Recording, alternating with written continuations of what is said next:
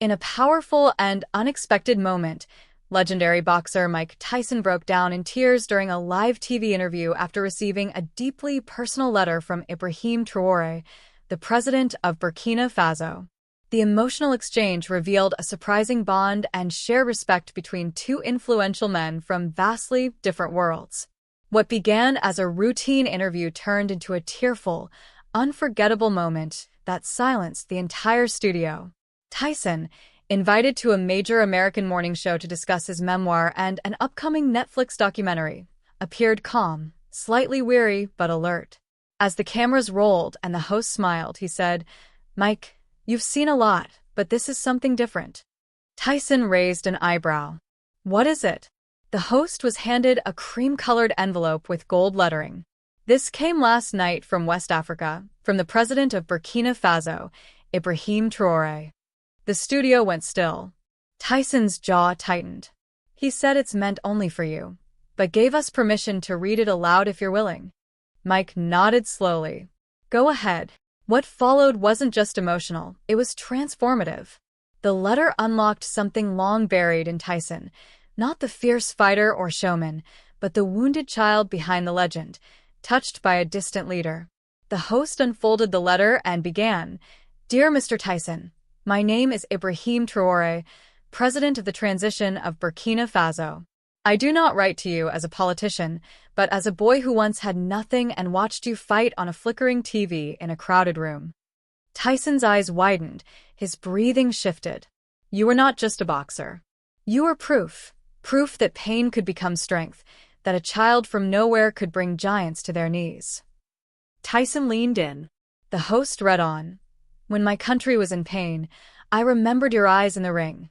Not your fists, but your eyes. The pain, the fire, the refusal to be broken. I now lead my people with that same fire." The room was utterly quiet. "Thank you, Mike Tyson, for teaching me to rise, not as a fighter, but as a man." Tyson turned away. His voice cracked. "Stop, just stop for a second." Tears streamed down. He tried to smile, but something had broken open, and for once, the world could see what truly remained. Tyson's hands trembled. The studio was so silent, the hum of the lights filled the air. Mike looked down, trying to fight the tears, but they came, first slow, then uncontrollably. "He saw me," Mike whispered. "Not the knockouts, not the fame, me." He wiped his face, but the tears kept coming. "I was 14, homeless, angry. I wanted to die. Back then, no one knew. No one cared." The audience gasped. "I fought because it was the only way people noticed me." Then he looked straight into the camera. "But to know that someone across the world watched me and became a president." He broke down. No cameras cut away. No one moved. The most feared man in boxing had become the most human man in the room. And in that moment, it wasn't about boxing. It was about being seen. The boy with no voice had helped another become a leader. From pain came purpose. From punches, peace. From one letter, healing. After the show cut to commercial, Mike sat in silence, still wiping his eyes.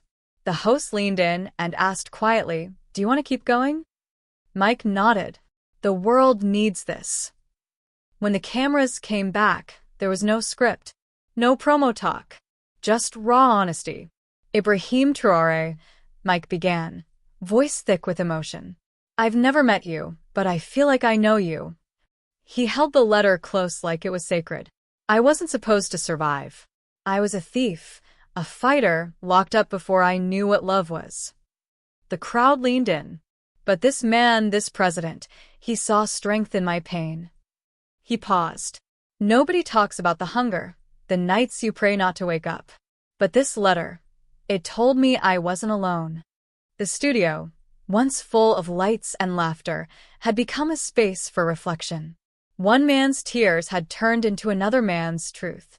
That same evening, across the world, President Ibrahim Traoré sat alone in his modest office in Ouagadougou. The lights were dim. A fan buzzed overhead. His security waited outside, giving him space. He watched the interview live. When Mike cried, Traoré looked down, silently wiping his own tears. He felt it, he whispered in French. He really felt it. Behind him, the wall held photos, not of presidents, but of children in dusty classrooms, farmers, soldiers, his people. Next to them, a small framed photo of young Mike Tyson, shirtless, fists raised, eyes on fire. It was never about boxing. It was about spirit. A few feet away, his assistant entered with an update. The UN reached out, they saw the interview. They want to revisit your education reforms. Traoré nodded. Let them wait. Tonight, the world doesn't need politics. He turned back to the screen. It needs truth. Back in New York, the interview went viral.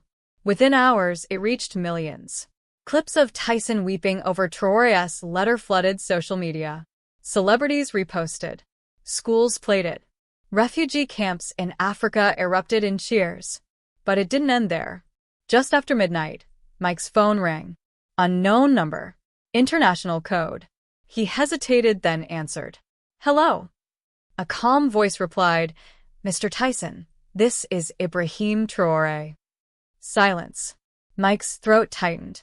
You're the guy from the letter? Yes, came the reply. And you're the man who showed me how to survive when I was a boy with no shoes. They didn't speak like icons. They spoke like survivors. Thank you, Mike whispered. No, Traoré replied, thank you. You gave me the courage to stand when the world said kneel. A pause. Mike, will you come to Burkina Faso? Mike blinked. What for? Not for fight, for hope. In that moment, two men born worlds apart, shaped by pain, had found a bridge. Something new had begun. Mike didn't sleep that night. He reread the letter again and again. It had no poetry, just truth. One line echoed. When I was 13, I fought not with gloves, but with hunger. That was Mike's story, too. He remembered stealing food in Brooklyn, fighting bullies, juvenile lockups. No one believed in him, but one trainer. Just like Ibrahim, alone until belief took root. The next morning, Mike's team entered with schedules, brand deals, shoots, meetings. He ripped it all up. I'm flying to Burkina Faso. They stared. Are you sure? He met them with the same fire he once showed in the ring. It's not about boxing anymore. It's about the kid I was and the boy he still is. 2 days later, Mike landed in Ouagadougou. No red carpets. No media frenzy. Just sun, dust, and faces filled with awe. Children ran barefoot alongside his car, shouting, Mike Tyson! Mike Tyson! But he wasn't there to be a hero. President Traoré greeted him at the modest government house. No cameras. No speeches. Just a handshake that lingered. They didn't talk politics, they talked pain. Traoré brought Mike to a rural school. The walls were cracked, but laughter echoed inside. One boy had a swollen eye street fight. Mike sat beside him. You fight? The boy nodded. Me too, Mike whispered. But you know the strongest punch? It's the one you don't throw. He let the boy hold his championship ring. The boy's hands trembled. Then Traoré knelt beside them. In this country, he said softly, you are not your scars. You are your story. The boy cried, and so did Mike. That night, the president and the boxer sat on a quiet rooftop overlooking the soft, glowing lights of Burkina Faso. Traoré handed Mike a weathered box. Inside were dozens of. My papa died fighting to protect our village. But now I believe I can be strong like you. Tears welled up in Mike's eyes. He held the letters like fragile treasure. These, he whispered, are worth more than belts. More than anything I ever won. Traoré nodded. Now you see, brother, pain connects us more than fame ever could. The rooftop was silent. Only the wind stirred, flipping the pages gently. And in that stillness, a bond was sealed, not by politics or power, but by two broken boys who survived. As Mike reached the last letter, one stood out, written on torn notebook paper. Dear Mr. Tyson, my name is Maddie. I am 11. My father was a soldier. He said your fights gave him courage. He died last year. Now I try to be brave. I heard you cried. That means even lions cry. so maybe I can cry too. Mike's hands trembled. He was 11 again, watching his mother fade away, wondering if there was any place in the world for boys like him. Even lions cry, he whispered. President Traoré looked at him, eyes deep with quiet understanding. That boy me, he lives nearby. Would you like to meet him? Mike didn't speak. He just nodded. The next morning, they drove 2 hours down dusty roads. They passed goats, women balancing buckets, and boys kicking footballs made of plastic bags. When they arrived, a barefoot boy ran out, his eyes wide not with excitement, but with recognition. He wasn't meeting a legend. He was meeting someone like him. Me stood frozen, clutching a creased photo of his father in uniform, folded, worn, the kind kept under a pillow every night. Mike knelt to eye level. You're braver than I ever was, little man. Me blinked. But I cry. Mike smiled. So do I. Then the boy stepped forward and hugged him, not the kind for photos or show, but the kind you give when you're afraid someone might leave again. Mike held him close. And then he broke. The sobs came, deep and loud, shaking his whole frame. No cameras. No press. Just raw grief. Traoré stood nearby, hand to chest, his own eyes wet. It wasn't a hug between a child and a champion. It was pain meeting pain. Loss meeting loss. Healing being born right in the middle. Later, beneath a mango tree, me asked quietly, Will you leave too? Mike looked into his eyes. I'll be back. I promise. This time he meant it. 2 days later, back in America, Tyson appeared on a major network. It was supposed to be a light boxing interview. The host joked, Africa, huh? What were you doing starting a new fight club? Mike chuckled, then paused. Actually, I was being healed by an 11-year-old boy. The room froze. He pulled out me's letter and read it. Even lions cry. His voice cracked. And there, live on television, the most feared fighter in history wept. Nobody laughed. The host's grin faded into reverent silence. I met kids who've lost everything, Mike said, but they've got more heart than most champions I've ever met. He looked straight into the camera. Ibrahim Traoré, thank you for reminding me real strength isn't fists. It's love. There wasn't a dry eye in the studio. Around the world, millions watched. Some cried, some smiled, but all felt something they hadn't in a long time. Hope. The next morning, Mike's phone rang. Unknown number. He almost ignored it, but something told him to answer. Mike Tyson? The voice asked gently. Yes. Who's this? This is Ibrahim Traoré, president of Burkina Faso. There was a pause. I saw what you did for me, Traoré said. You didn't just honor his father.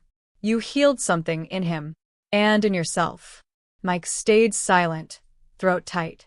I want to invite you back, Traoré continued. But not just for one boy, for a nation. Speak to the youth. Tell them your story. Show them what rising from nothing really looks like. Mike exhaled, voice cracking. You don't know what that means to me. I do, Traoré replied. And just like that, they made plans. Within 48 hours, Mike was on a plane again, this time, not as a boxer, but as a messenger. Flying back, Mike knew this wasn't about boxing anymore. It was about redemption. It was about turning scars into messages. And for the first time in decades, Mike Tyson wasn't fighting for himself. He was fighting for hope. At a school in Ouagadougou, hundreds of students in worn uniforms gathered. Some held old notebooks. Others clutched crumpled newspaper clippings of a younger Tyson, fists raised, eyes fierce. Mike arrived with no entourage, no lights, just him, a chair, and a translator. He began to speak. Slowly. Each word landed like a punch. I used to think I was just a weapon. I didn't know I had a heart until I listened to a child. He told them about me. About his mother's death. About prison. About how he fought in the ring because he didn't know how else to fight his pain. And boys who believed real men don't cry started crying. Mike stood, stepped down, pointed into the crowd. You, he said to a boy near the back, you think no one sees you. But I do. You're strong. Even when you feel broken. The boy broke. Then another. Then another. At the back, President Traoré wiped a tear from his cheek. This wasn't a speech. This was a revolution of hearts. That night, Mike and President Traoré sat under the stars. No cameras. No press. Just two men, both heavy with the past but full of something new. "Why did you write that letter, Mr. President?" Mike finally asked. Traoré smiled softly. "Because I saw the boy behind the fighter, and I believed the world still needed him." Mike couldn't speak. His throat closed. "You remind my people," Traoré said, "that strength isn't fists. It's rising again and again after life knocks you down." Mike nodded. "That's all I ever tried to do." They didn't just shake hands. They clasped them. Like brothers. Like survivors. The next morning, photos of Mike's visit went viral, not for fame, but for feeling. Clips of him hugging children, telling them they mattered, reminding them that scars aren't shameful. They're proof you survived. When Mike left Burkina Faso, he wasn't just a boxing icon anymore. He was a healer. And Ibrahim Traoré? The world saw him differently too. Not just as a leader, but as a listener. Back in New York, Mike returned to the same studio where it all began. The host invited him for follow-up. The producers expected laughs. What they got was silence. The lights dimmed. Mike looked older, wiser. His hands trembled slightly. "What changed you most in Burkina Faso?" the host asked. Mike looked at the camera and whispered, "A child and a president." He reached into his coat pocket, pulled out a folded drawing. It was from me. A stick figure picture. Mike holding me's hand. Ibrahim Traoré behind them, smiling. The studio fell still. "He doesn't want to fight anymore," Mike said. "He just wants to grow."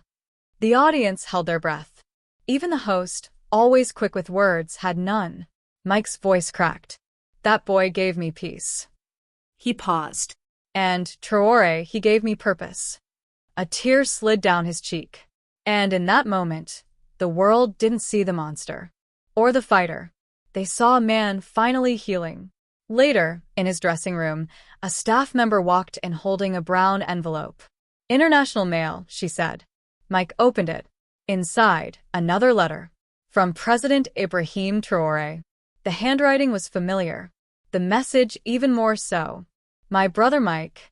They call me a president. But I am just a man who dreams. Dreams of healing. Dreams of peace. Your visit reminded us that pain is not the end.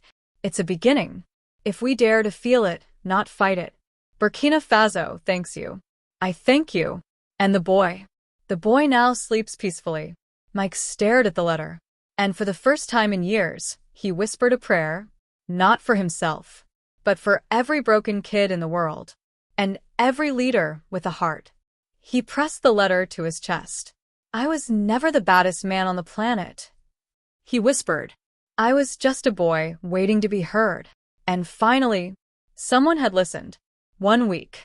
That's all it took. To turn pain into purpose. Mike Tyson stood on a balcony in Harlem. Below, a group of kids were sparring. He wasn't their coach. He was just present. When one boy fell, Mike didn't laugh. He walked down. Lifted him up. "Every fall teaches you how to rise," he said. His phone buzzed. A photo. From Burkina Faso. Me, smiling. Standing in front of a brand new boxing gym. Above the door, a sign. Tyson Hope Center. Sponsored by the government of Burkina Faso. Signed. President Ibrahim Traoré. Mike closed his eyes. The world once called him a monster. But now, a boy across the ocean saw him as a mentor. And that was enough. The end. But your tears matter. If this story touched you even a little, like to show love, subscribe for more true stories that heal. And comment, what moment moved you the most? Let's fill this space with love, strength, and second chances. Because even the toughest fighters still need someone to believe in them. Until next time, stay human. Stay kind. Boxing glove, red heart,